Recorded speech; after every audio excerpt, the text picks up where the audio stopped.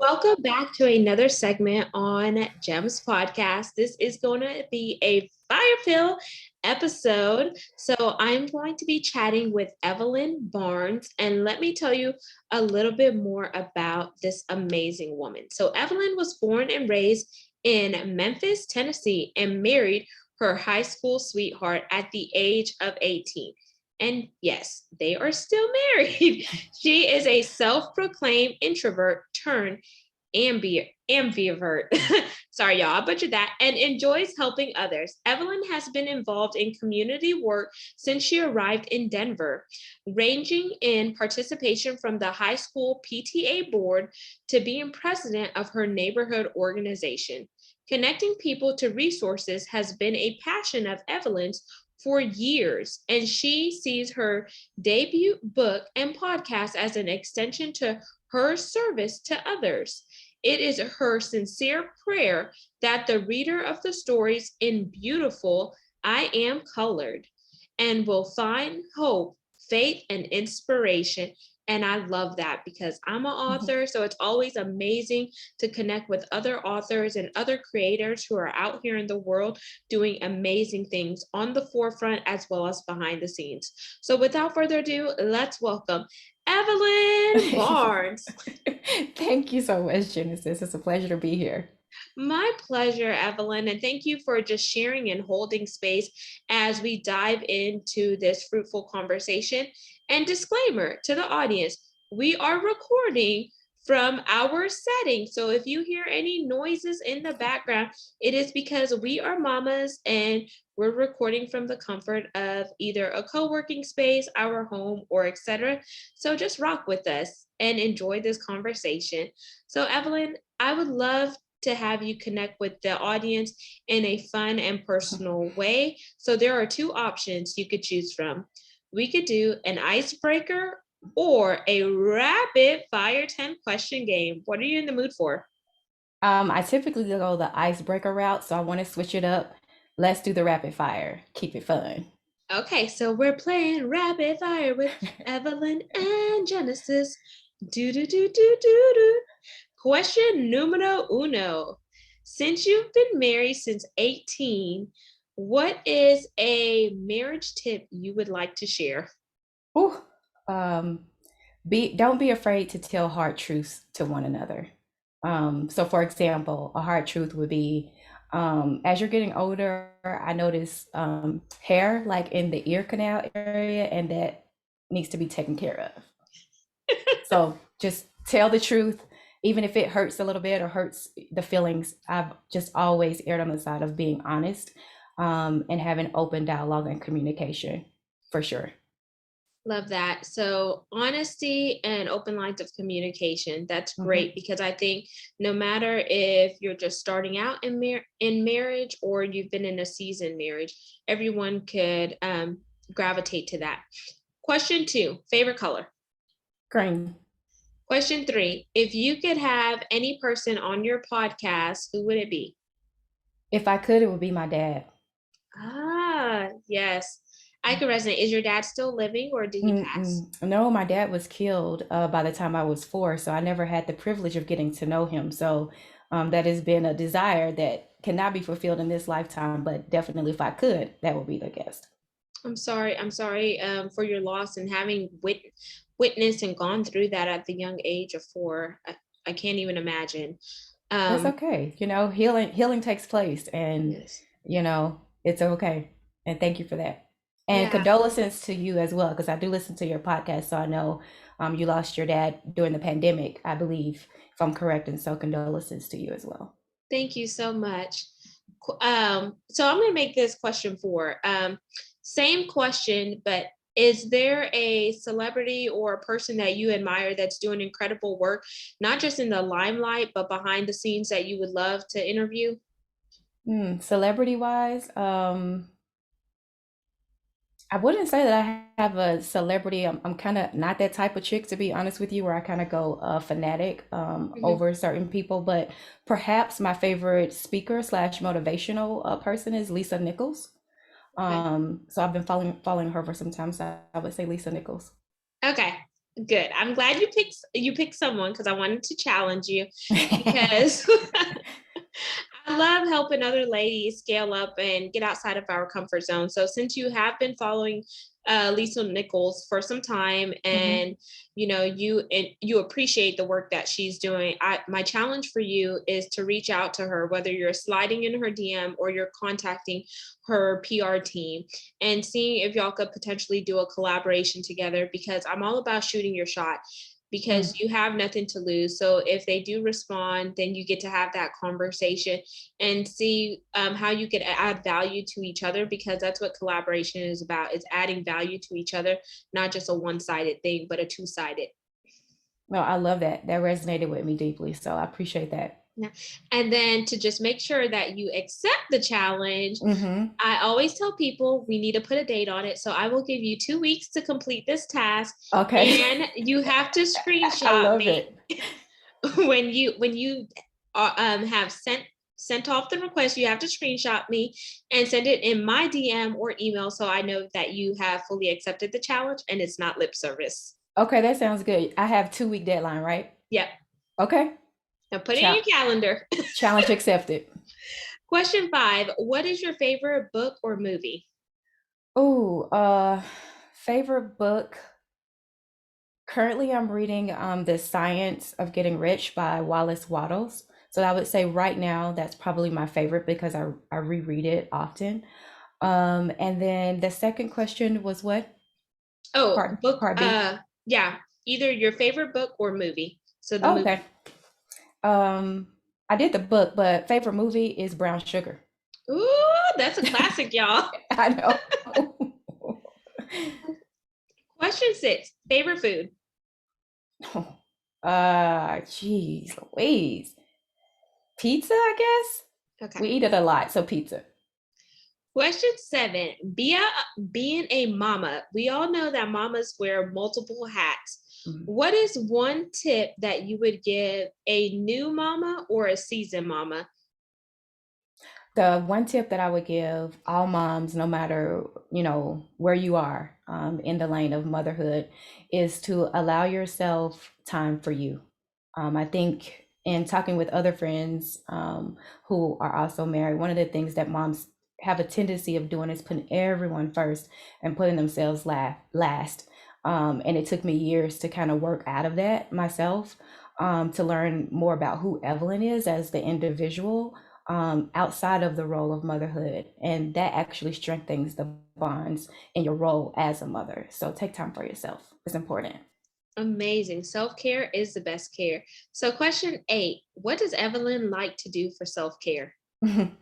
I love actually spending time by myself, more than probably most people. That's where I get creative. That's the time I just refuel myself, if you will. I also love Friday night date nights with my husband. So we still do that. We still get dressed up when we do go out, or if not, we have a great time on the patio. So those are some of my two most favorite things that I like to do. Question 9: if you could recreate any significant moment in your life, what would it be and why? A significant moment I would love to recreate is probably the day we got married. We didn't have a wedding. Again, I was 18, as you stated, kind of in the intro. My husband was 19. We kind of knew we wanted to be together, but kind of didn't have a clue at the same time of how to go about that. And so I really wish that we would have had a wedding.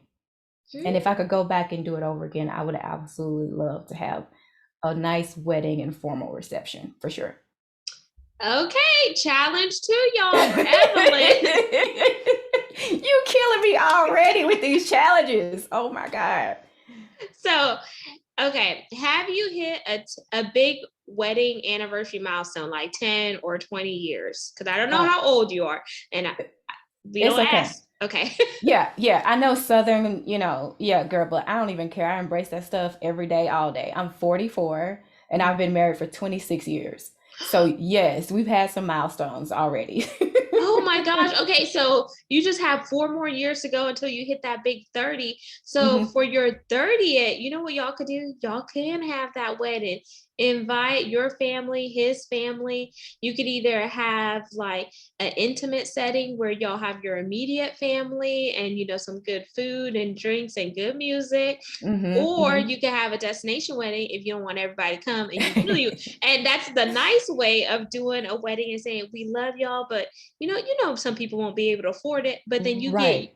you get your special day, and the ones that are meant to be there will come, and that's your wedding because you get that nice wedding, you get a vacation too, and a bomb reception. No, you're right. You're absolutely right. And I don't know why we haven't followed through on that particular issue. We've talked about it on and off, like at the 10-year mark, the 20-year mark, and even the 25th, and actually the 25th year was supposed to be it. But guess what happened? The COVID. pandemic, right? And so that kind of got pushed to the back burner. So you're absolutely right. The 30, it's far enough away where I can plan it out. And you're right, it needs to be intimate because people do sometimes get on my last nerve. So yeah, I like that. I like that. So what you could do now to plan, because I'm all about challenges, my audience knows that. Mm-hmm. You have 4 years to plan now. And in order for things to come into fruition, we have to put a date on it. So put a date, what that's going to look like. Decide on it if y'all want to have it locally or if you want to have a destination. If you do have a destination, you give people a chance to get their dollars and coins together so they're not scraping. Right. And then you're going to let people know, I'm giving you enough time in advance to know that if you want to be a part of the celebration, this is now your time. But I'm also putting it out there that this is actually going to come to fruition, and we're not actually going to be talking about it. We're actually going to do it, and we're going to have a good old day, and we're going to really create those memories. And the fact that y'all have children, your children get to be a part of that significant moment too. Yeah, that's great. That's a great idea and a great challenge. Again, challenge accepted. Amazing. And question 10, it's our pass or play question. And here are the rules. If Mhm. you pass, our roles are reversed and you put me in the hot seat and get to ask me a question. Mhm. Or if you play, I ask one last question to wrap up rapid fire. So do you want to pass or play? Pass. Okay, what's your question? Okay, how did you and your spouse or partner meet? Oh my gosh, we actually met online. I was coming out of a really bad relationship with a narcissist. I was single for Mm. 2 years. I was doing me. And I remember my sister said, you want to end up old with some cats, because by that point, y'all, I had like the black girl magic sentiment. I was like the Neo song Miss Independent. I was like, I got my Mhm. own house, my own car, make my own Mhm. money. I don't need nobody to hold me down. And then I realized that, you know what? God created Adam and Eve for a Mm. reason, not Mm. Adam to be alone. Mm. So I need my rib, I need my Boaz. And then I just got online. It was so many like ignorant people on there, y'all. And I'm very picky, and I could be very bossy at times because Oh I come from God. a male dominated field. And I remember the first day I told my husband, because I was reading the book, think like a lady, act like a man. And Steve Mhm. Harvey, you need to stop because that almost made me not have a man. I love it. I love it. And that's just a real honest conversation. We dated for 3 years, married for 4, and then now we're expecting a bundle of joy. So, Yay. and Congratulations again on thank camera. you. Mhm. And one thing I Awesome. would say, y'all, for those of you that are thinking about getting married or finding your significant other, don't knock it until you try it. But then also, he that finds a woman finds a good thing.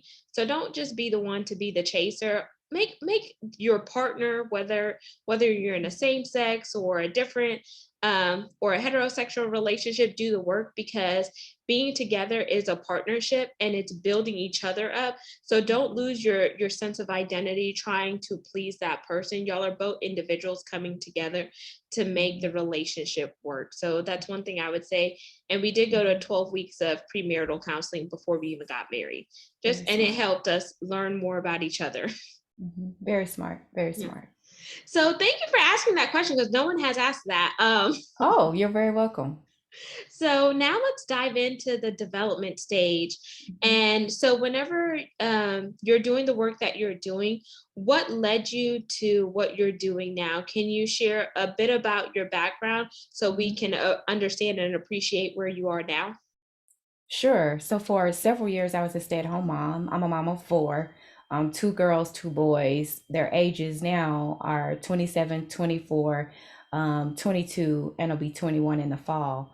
And to be frank, the advice that you just gave the audience in terms of like really finding and digging into who you are and being a whole person yourself before you get into marriage, that is not what we did, honestly, because at 18, you really kind of don't know who. And so a lot of our early years in marriage were dedicated to more or less growing up together, like quite literally as a family, because all of the kids are stair step kids.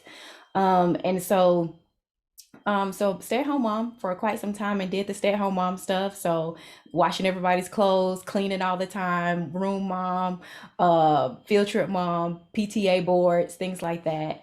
And then somewhere around, I would say year 7 or 8, maybe even possibly 9 of marriage, I wanted to start to do that self introspection, self reflection, and development of myself and finding out who that is. And I always have been good at school. And so I started my path to higher ed. So bachelor's first. I just recently finished up my second master's with a law degree from Sturm College of Law, which I'm very proud of. Graduation was just a few weeks ago. And so in the process of that role of motherhood, historically, for me, I've gone through a series, I would say, of not just transitions, but some traumatic things as well. And always, since I was a child, one of the ways of me combating and dealing with stress and trauma has been journaling, which I know is very popular right now, but I've been doing that since literally I was like 11 years old. So fast forward to the most recent years, I had somewhat of a revelatory moment when George Floyd was murdered, like so many of us did, and just really had a call to action that now was the time to write the book. And so I wrote a book while I was in law school and at the time working and everything, which consists of a series of short, true stories, some of which are very traumatic, dealing with like childhood molestation, infidelity in the marriage, and just some fun stories here and there as well. But just felt the need to put it out there. One, because I heard the still small voice tell me it was time, and then two, there were a series of conversations that I had with individuals who knew me. One of which was my late grandmother Joan Booth, who encouraged me to just step out there and do it. And so I know I said a lot in that little however long I've been talking now, but that kind of gives you a snapshot of like who I am as a person.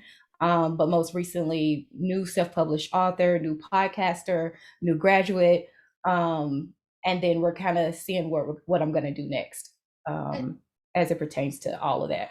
That is amazing. And congratulations Thank for you. taking that step to really find out who Evelyn is, because it's something that you needed to do as an individual, but also for taking that plunge or that leap, because sometimes women, we never feel empowered to do that because we're so busy trying to wear multiple hats that Mhm. we put ourselves on the back burner, when in actuality, if we're not going to do it for ourselves, who else is going to do it? And I'm going to dissect what you just said and just kind of Mhm. regurgitate to just tie it together for the audience. So you mentioned what inspired you to write the book was the call to action after the George Floyd incident. And Mhm. that was what prompted the whole Black Lives Matter movement. And it is hard whenever you see somebody who you identify with race wise that gets killed on national TV. And I think that is kind of what jump started people to really look at racism, because some people didn't Mhm. even think racism exists. But since it was publicized on national TV, it was a big wake up call. Mhm. Then also for you to have that still small voice. So some people may say intuition, discernment. Mhm. Some people may say the Holy Spirit if you're on that religious and spiritual plane. And then you mentioned infidelity in a Mhm. marriage. That could either make or break a marriage. But whenever that happens, it's like, am I going to stay or am I going to go? But Mhm. then you said journaling was a big component. You were doing journaling before it was even cool. And you were putting, and that's a way where you could get those thoughts outside of your head onto paper in order to reflect and come to terms of what's going on in Evelyn's head and how Mhm. can I go through this, because you may not necessarily have a person that you could confide in that understands what you're going through if they haven't walked it out personally in their own Mhm. life. They can be a sounding board, but they're not going to be the savior or the fixer of what Evelyn is going Mhm. through in your family dynamics. Right. And Absolutely. and then you mentioned trauma. Trauma is so Mhm. big, whether it's ACEs, adverse childhood experiences that are traumatizing, like you mentioned molestation in your case. Sometimes whenever children are molested at a young age, it begins to create a cycle where they're either getting in pornography, or they have multiple sexual partners, or they begin to wild out, or Mhm. they either retreat because they feel like that someone took something from them that they wasn't ready to give up, so that Mhm. lost a sense of who they are, and they walked around with maybe guilt, shame, remorse, anger, and etc. for so long, up until something woke up inside of them that said, I needed to break this at the root in order for you to be free. Would you Mhm. say that this is a good representation of what you just discussed in your dialogue? I would say that it's pretty close. I wasn't promiscuous or fast, as folks in the South like to say. I wasn't that. I actually have only had one partner, and I don't mind sharing this with you because I'm a very transparent person. I've only had one partner my entire life. And so for me, what it did was send me into a hyper intense distrust of almost everyone I met. And so I've always been very like open, like in one-on-one conversations and things like that. But when I meet people, I tend to not think the best until they prove me otherwise. I tend to think the opposite. And so that's taken me years in terms of like going to therapy, which I've had gone through a couple of different therapists in different states when we moved around and stuff. And so for me, it was a matter of really kind of finding my voice, because the molestation that I went through wasn't a type of situation where I didn't tell. I actually did tell, but no one became my advocate when I told. And so for me, even in my marriage, it has been a very challenging to evolve into a person now who says, okay, I know what this looks like. I know why I'm sensing, feeling this particular hurt or perceived harm that's coming towards me, especially as it relates to, like, say, being untruthful, like the infidelity, for example. And so I've learned how now, and I'm still learning because I'm not a finished work by no stretch of the imagination. But I will tell you that I'm still learning how to not intentionally have the wall up and be so guarded, in order to allow for others to have space to come in and meet with me at an intimate level that is not violative, if that makes sense. Yeah, that definitely makes sense. And thank you for adding that clarification there and really being vulnerable and transparent, because I like the fact that you mentioned that you went to therapy. I also like the fact that you alluded that you weren't what other people are who are molested. You dealt with your own form of molestation in a different way, Hmm. because someone listening to that may needed to hear that based on what they went through if they were molested. And I love that. One thing that I really loved is the fact that you have two master's degree, Hmm. and your call to action was jump started with what happened to George Floyd. So, is there a particular type of law that you're going to focus on, or what do you plan on doing with your recent law degree? Sure. So I'll be frank with you, and God only knows who will see this recording, but like I said, I'm pretty transparent. The initial course in terms of career path was to actually run for office, here in Denver. I really, really had in my mind that I was going to run for specifically city council, which is, of course, part of a local law or municipal law. And while I'm not going to pursue running for office this time, anything can change in the future. I definitely still will have a heavy hand in community work, at the local level, because that's something that I have been doing ongoing, even throughout my tenure, in law school. Oh, amazing. And then another question here, since you're not going to run for office this time, do you think maybe you could make some influence in higher education if you got in the classroom and started teaching based on the knowledge and the passions that you have? That could be. I don't know if it would be in the form. So my first master's is in secondary education. So it could be, but it would have to be in more of a flexible form. Like I wouldn't want to be like a classroom teacher, for example, in a 7 through 12 setting. It would need to be something more flexible, like a visiting type of situation. And also, there are a lot of nonprofits here in the metro area that I can partner with and maybe do some volunteer work to where I can still have the opportunity to do that type of engagement with people. But at this point, I haven't collaborated yet with those entities. But it absolutely is something that I'm open minded about and will consider. Okay, and just another thing that just kind of dropped out in my spirit is since you do want that flexibility, there's a lot of community colleges as well as four-year universities that are always looking for professors where they still maintain their day job and their day business, but Mhm. then they could also teach at night. They could have hybrid teaching where they're teaching solely online classes or etc. So that could also be another avenue that you look into. You sound like a very religious and spiritual person. So if you are, you could always pray and see if that kind of coincides with what the universe or if you believe in God wants you to do. Mm-hmm, mm-hmm. Yeah. Yeah, no, you're absolutely right. Raised up, Christian, for sure. Um, Multiple times a week. Now more, I would say definitely much more spiritual. And so I absolutely will continue to do that because I have been seeking. So I appreciate that.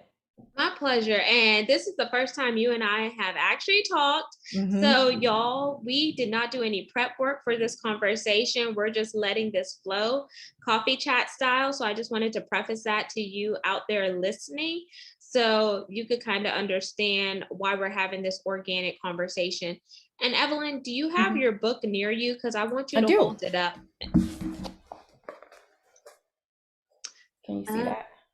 a There you little go. bit. So, kind of hold it up and kind of I'll let you know when I can see it good. Okay. Hold Okay, on. tilt it back a little bit. Okay. There we There go. we go. There we go. Okay.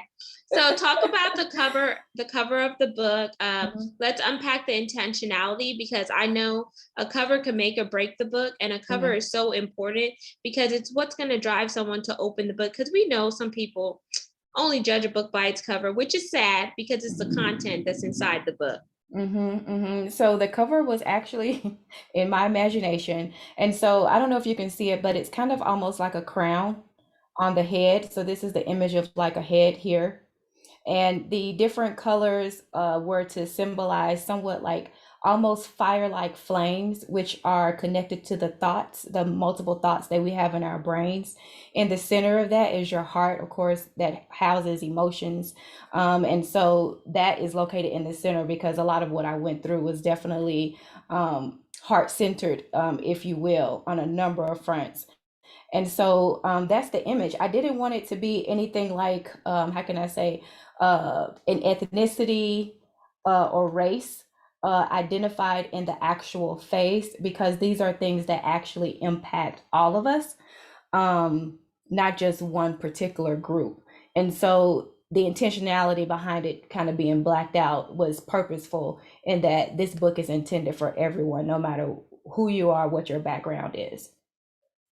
I love that. And I love how you impacted the cover. And I love the versatility behind it because you're making sure that everybody can resonate with it, even though the title says beautiful, I am color. So let's talk about the title there. Hmm. What was the inspiration behind the title of the book? So before I even knew that Beautiful I Am Colored was going to be the book, way back in like 20, I believe it was 13 or 14, my first mind told me to secure a Gmail account with Beautiful I Am Colored. I didn't know anything, right? We're in 2020. So I had no idea, but I've been intentional about trying to follow through with my first mind when it tells me something. And so that's where the title came from, actually, was that way back then, me not even knowing that it was going to be related to the book. But I will say, when I was kind of just meditating on how the structure of the book and just thinking through, like, well, what kind of writer am I? I've always been a person that loved personal narratives. I love storytelling. I love just talking plain, and listen to people who just tell their story in their own authentic voice without trying to mimic or be someone else. And so initially, I really struggled, to be honest, Genesis, because I was like, dang, I only got 15 pages done. I think most books, I mean, I think they need 150 at least. And I'm like, oh, and nothing was like, I couldn't pump it out, and I'm just not a false person at all. So what ended up happening is, I came up with, it doesn't have to be like everybody else, because sometimes we feel like if we want to be a bestseller, if we want to do this, if we want to do this, you got to do all the things that the YouTubers tell you to do. But what I found in that, when you're doing purpose work, which is, I think, different from just being intentional about writing a book, um, then what you do, there's a rhythm and a frequency that you ride on, because you're listening to things that come from a different place, not just your human faculties. And so for me, that has been exceptionally spiritual. So when it came to the title of the book, as well as the layout, which is a series of short stories, and at the end of each short story is a writing prompt, and then journal pages, it actually is an extension of what I've gone through, and also mimics how I journal myself, in that I need time to process what I've just read. I'm a huge marginal note taker when I read, personally, and when I was academically, in school. And so my book demonstrates or exhibits those parts of me. Amazing. And thank you for sharing that, because then the readers can actually reflect on what they just wrote and go on their own journaling experience and really connect with their personal stories as well as connect with your stories. And I think that's really cool. And I really like how it's short stories. So someone who may have a busy lifestyle, they could read it, get the meat and the potatoes, and then just write out the rest. Because Yep. y'all know people in the South, we love to eat. So that's why I always say meat and potatoes, the Yes. substance. Yes.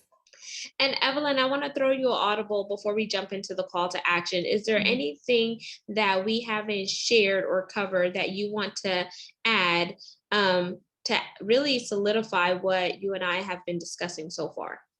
Yeah, I think one of the things that I can pick apart in terms of our on camera first time ever conversation is, you cannot be afraid. Like, for example, when you pose the questions to me, well, I have a challenge for you. Well, I have another challenge for you. We cannot be afraid to take the perceived risk in anything that we do in life, because life is so incredibly short.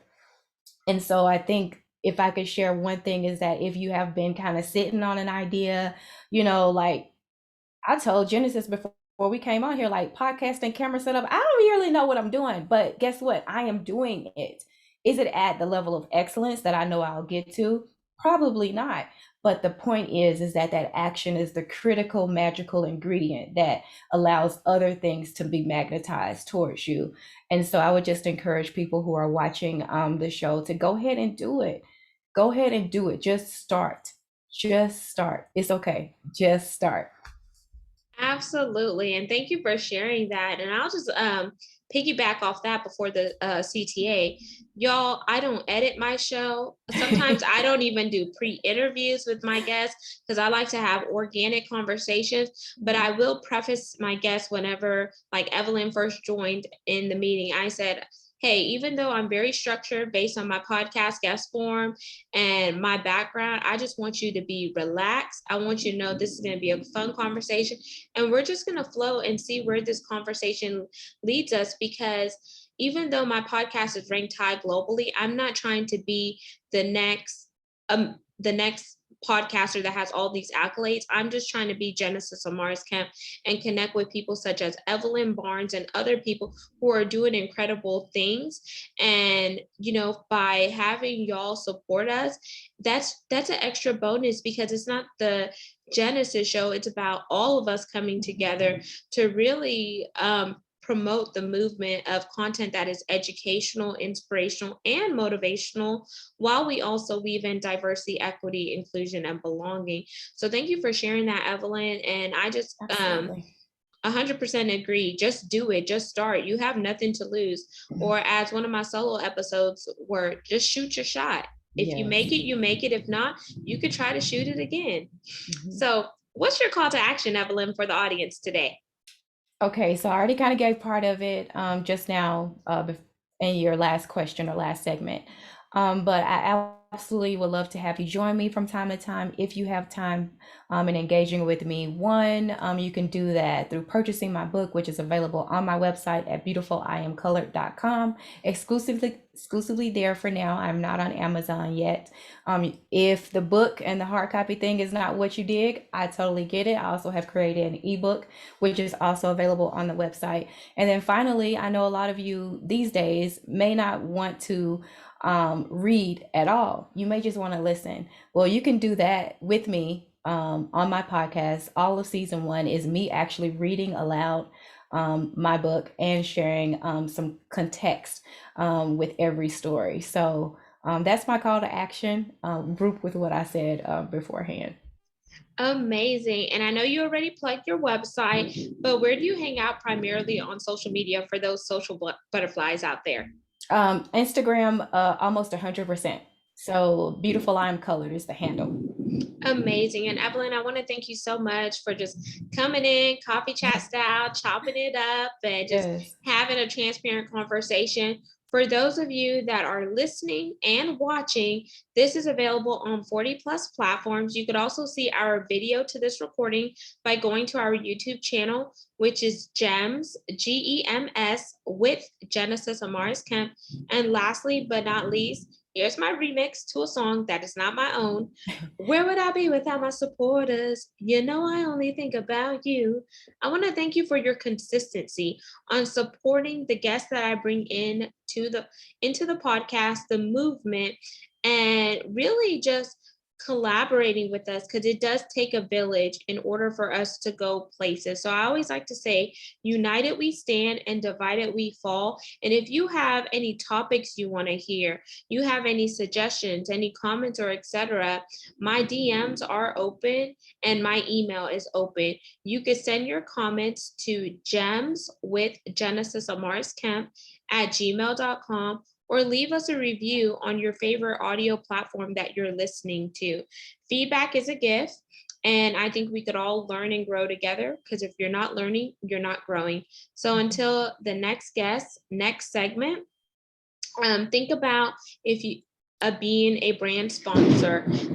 This is limited and it is paid, but you can find more info by going to genesisamariscamp.net or sending me a personalized email to the email I just dropped earlier. So until the next guest, next segment, peace, love, and lots of blessings. Have yourself an amazing day.